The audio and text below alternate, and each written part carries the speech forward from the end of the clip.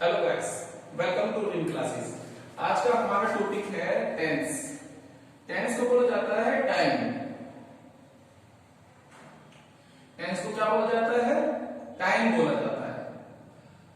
और इसमें एग्जांपल से देखिए, Ram is working in the factory.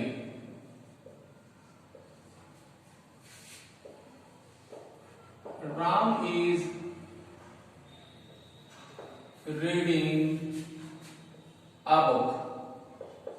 इन दोनों एग्जांपल से एक बात पता चलती है, कोई ना कोई वर्क चल रहा है। यानी कि टेंस से हमें वर्क का भी पता चलता है। एक तो टेंस से टाइम का पता चलता है और एक टाइम से वर्क का पता चलता है। टेंस को समय कहते हैं और हिंदी में काल कहते हैं। जो टेंस है ये तीन प्रकार के होते हैं। नंबर एक,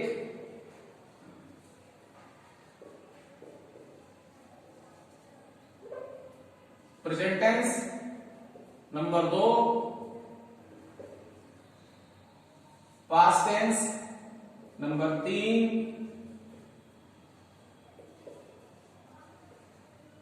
फ्यूचर टेंस।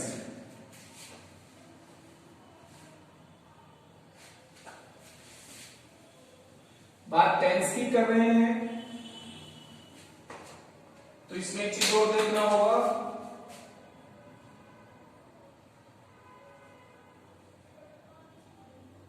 जो प्रेजेंट टेंस है, जैसे कि नाम से पता चल रहा है, ये वर्तमान की बात करता है, प्रेजेंट की बात करता है। इसके भी 4 काइंड्स हैं। जैसे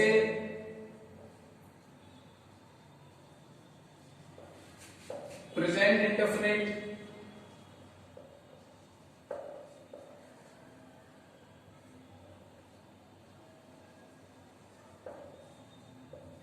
present continue,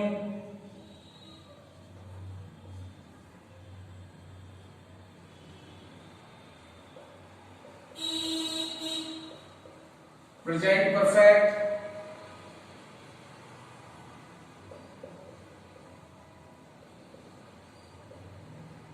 present perfect continue. इसी प्रकार से अगला टेंस आता है पास्ट। पास्ट टेंस के भी जो काइंड है वो 4 हैं। जैसे कि आप बोर्ड पर देखिए, past indefinite,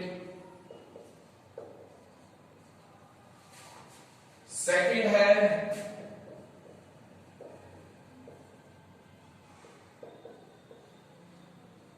past continuous, third है पास्ट परफेक्ट और 4 है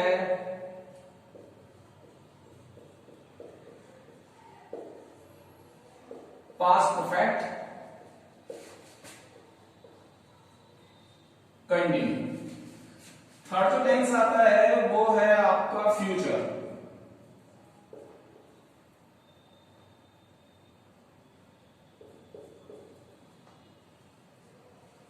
फ्यूचर टेंस में क्या है, ये भी 4 प्रकार के होते हैं। जैसे कि फ्यूचर इंडेफिनिट,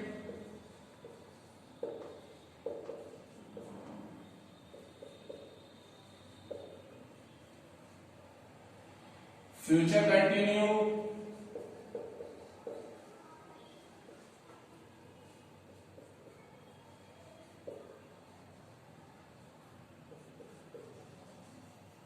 फ्यूचर परफेक्ट और फ्यूचर परफेक्ट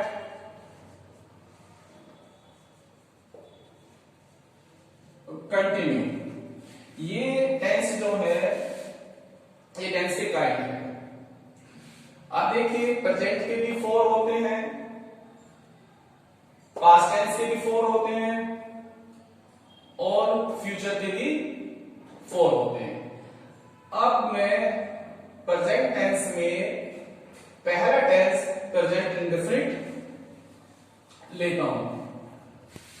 बहुत आसान तरीका है समझने का।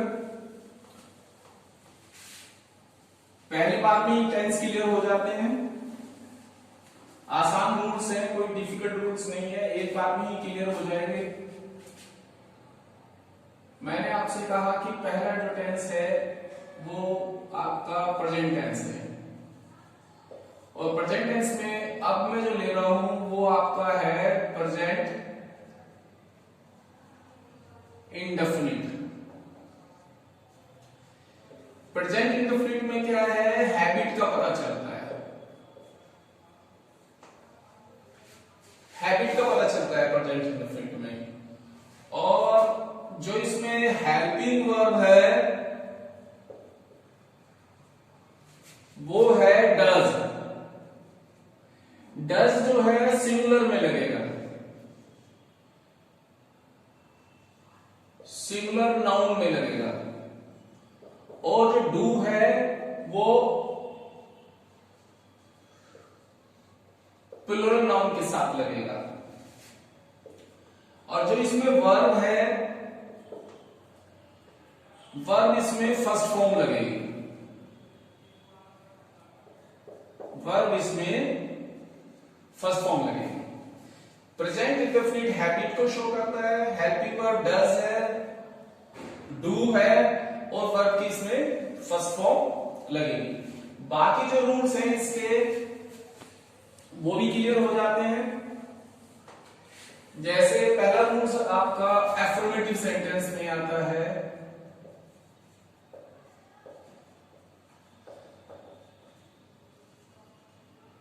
बिल्कुल आसान है, बाय स्टेप। एफर्मेटिव सेंटेंस में जो पहला फॉर्मूला है इसका, सबसे पहले ग्रामर में सब्जेक्ट आएगा, वर्ब की फर्स्ट फॉर्म आएगी, और इसमें एस ई एस का प्रयोग होगा, फिर ऑब्जेक्ट प्रयोग होगा। ये ऐसी एस ई एस कब लगेगा, जब सब्जेक्ट आपका सिंगुलर होगा। जैसे एग्जांपल है राम गो, राम सिंगुलर है, गो में ई एस लग जाएगा, राम गोज टू स्कूल। इसी प्रकार से सुनील, टेक में एस लग जाएगा, सुनील टेक्स फूड। तो आप ये देखिए, सुनील और राम सिंगुलर है, और सिंगुलर में वर्ब के साथ एस ई एस का प्रयोग होगा। लेकिन अगर सब्जेक्ट सिंगुलर नहीं है, अगर सब्जेक्ट सिंगुलर नहीं है, तो वर्ब की फर्स्ट फॉर्म लगेगी, और इसमें ऑब्जेक्ट का प्रयोग होगा। जैसे they play hockey in the ground, वो ग्राउंड में हॉकी खेलते हैं। तो दे आपका प्लूरल सेंस को शो कर रहा है, दे आपका क्या शो कर रहा है, प्लूरल सेंस को शो कर रहा है, इसमें एस का प्रयोग नहीं करेंगे। ये था आपका एफर्मेटिव सेंटेंस। इसके बाद जो नेक्स्ट सेंटेंस आता है वो आता है नेगेटिव।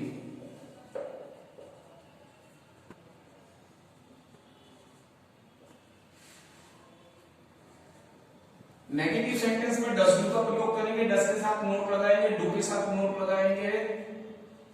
जैसे पहले मैं डज लेता हूं,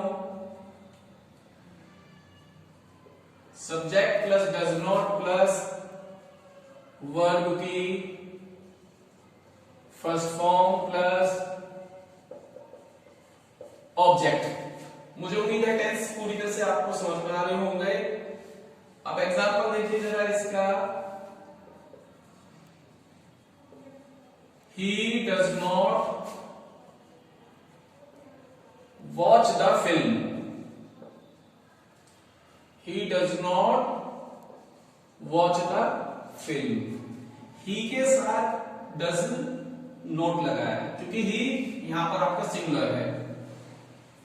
और अगर सब्जेक्ट प्लूरल होता तब क्या होता, तब डू का प्रयोग करते।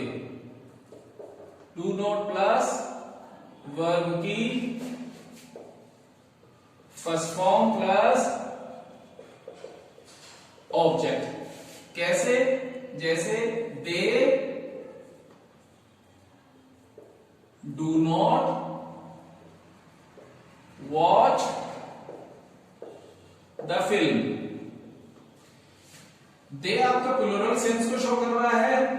दे हो या वी हो, जो भी प्लूरल सेंस है उसके साथ आप डू नॉट का प्रयोग करेंगे। लेकिन अगर सेंटेंस में आप नेवर का प्रयोग करते हैं, नेगेटिव सेंटेंस में अगर आप नेवर का प्रयोग करते हैं, केवल नेगेटिव सेंटेंस की बात कर रहा हूं, तब आप वर्ब की फर्स्ट फॉर्म लगाएंगे, ऑब्जेक्ट का प्रयोग करेंगे, लेकिन डज नॉट और डू नॉट का प्रयोग नहीं करेंगे। जैसे एग्जांपल है शी नेवर टेल अ लाई। ये रूल्स हो जाते हैं नेगेटिव सेंटेंस के, जो आप बोर्ड पे देख रहे हैं। सिंगुलर के साथ डज का प्रयोग होगा, प्लूरल के साथ डू का प्रयोग होगा। अगर नेवर का प्रयोग करेंगे तो डज डू का प्रयोग नहीं करते। अब बात आती है इंट्रोगेटिव सेंटेंस की।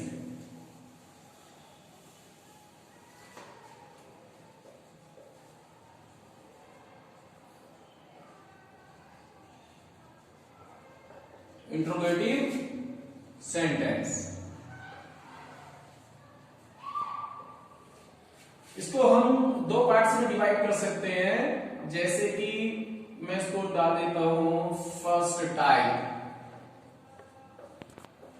फर्स्ट टाइप में क्या है, जो हेल्पिंग वर्ब है आपकी, जैसे डज या डू, ये सब्जेक्ट से पहले आ जाती है। अगर वाक्य नेगेटिव है तो नॉट का प्रयोग करेंगे और फिर वर्ब की फर्स्ट फॉर्म पहले की तरह लगाएंगे और फिर इसमें ऑब्जेक्ट लगाएंगे, लास्ट में क्वेश्चन टैग लगाएंगे। दोनों का एग्जांपल देखिए डज डू के ऊपर। जैसे does she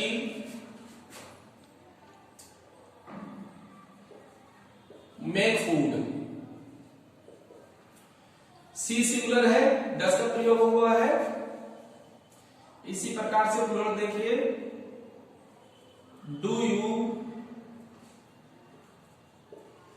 love your sister. You के साथ डू लगेगा क्योंकि डू इसमें प्लूरल सेंस को शो कर रहा है। अब आगे बढ़िए, डज क्लियर हो गया आपका, डू क्लियर हो गया। एक और देखिए जरा, does your brother not call you. Your brother singular है, डज का प्रयोग हुआ है, ये आपका नेगेटिव है और जो नेगेटिव है वो सब्जेक्ट के बाद आएगा, जो नोट का प्रयोग होगा। एक और देखिए, डज शी नेवर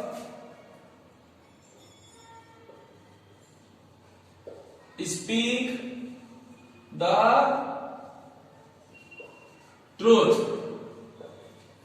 अगर हम डज का प्रयोग करते हैं, डू का प्रयोग करते हैं, तो नेवर का प्रयोग किया जा सकता है। ये आपके इंटरोगेटिव सेंटेंस कंप्लीट हो जाते हैं। अब इसके बाद इंटरोगेटिव सेंटेंस का सेकंड टाइप है। सेकंड टाइप में सबसे पहले जो है क्वेश्चंस वर्ड आएंगे आपके।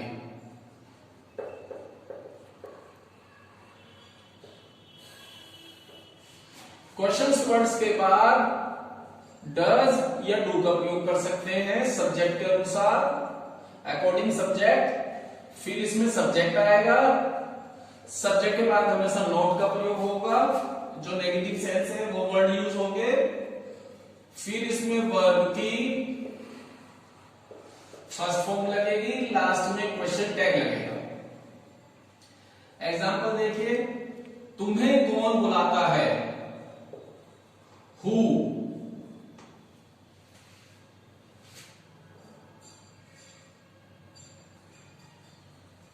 कॉल्स यू, तुम्हें कौन बुलाता है।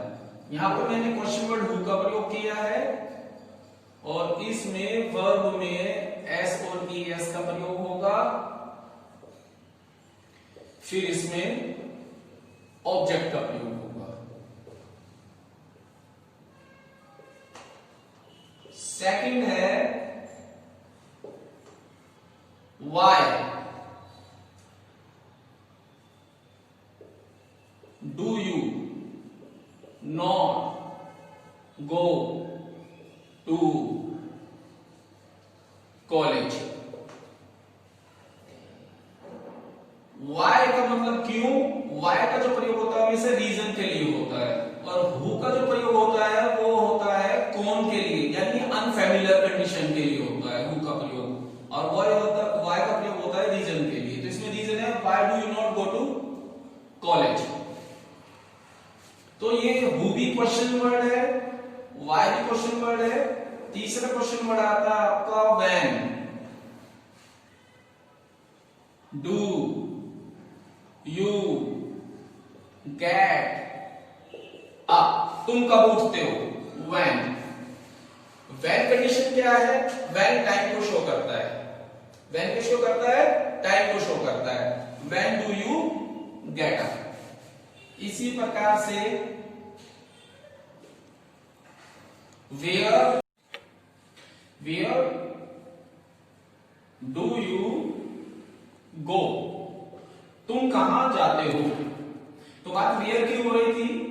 वेयर जो है प्लेस को शो करता है, जगह को शो करता है। जहां भी जगह की बात आएगी वहां पर वेयर का प्रयोग होगा। आप दोबारा से देखिए, हु अनफैमिलियर पर्सन के लिए यूज होता है, वाई रीजन के लिए प्रयोग होता है, व्हेन टाइम को शो करता है, वेयर प्लेस को शो करता है, जगह को शो करता है।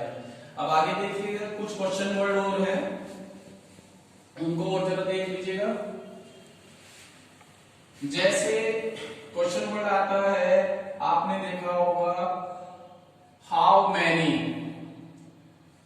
हाउ मैनी जो है ये आपका काउंटेबल कंडीशन में यूज होता है। जैसे हाउ मैनी बॉयज, बॉयज गिने जा सकते हैं। How many boys do play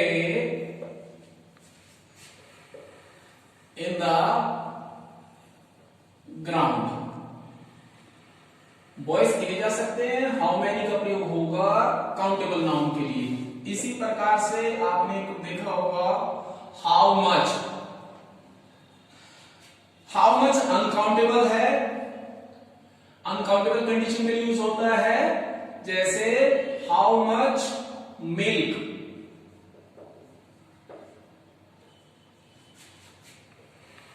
do you take, ये आपका अनकाउंटेबल कंडीशन के लिए होता है। मिल्क यहां पर अनकाउंटेबल है। नेक्स्ट है आपका whom do you give your book, तुम अपनी किताब किसको देते हो। whom का मतलब है किसको, तुम अपनी किताब किसको देते हो। सेकंड है how far. How far distance को दिखाता है। How far do you come, तुम कितनी दूर से आते हो, तुम कितनी दूर से आते हो। हाउ फार जो है डिस्टेंस को शो करता है। नेक्स्ट है आपका जो क्वेश्चन वर्ड है वो है आपका whose।